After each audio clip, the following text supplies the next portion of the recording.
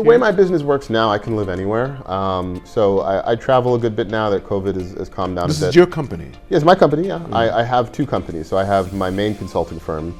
I have a number of clients and contractors, and we do all kinds of work, mostly around DevOps and digital transformation, training. We're doing a lot of work with AI now. AI is a real big thing. Isn't it? Yeah, we have a ton of people now asking, oh, what can we do with AI? How do we use AI? There's just kind of this FOMO, this fear of missing out. And so we have some experts there to help people figure out how to work it into their business, how to not get left behind. That's a big focus. But I also have a separate startup that just received some funding that is going to be building a really interesting analytics platform. Okay. So I have those two main things going. Analyzing what?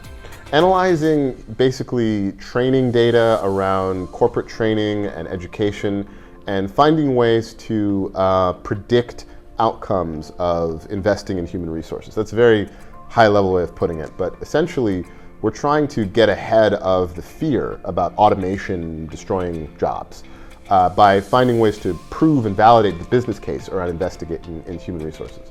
So it's pretty high level, but we have a couple of angel investors now, and we're working on an MVP. We're going to try to get our first official seed round in the fall. Do you have many people working with you? About a dozen. Well, on that, about a dozen. With my consulting firm, it's more like 40 or so now.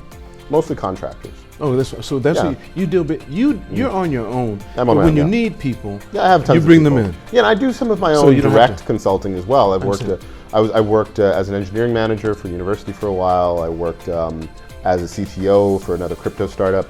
I'm doing some data layer optimization for another blockchain crypto startup right now. And I'm also going to be working with a religious organization that's a really interesting group called the Augustine Institute.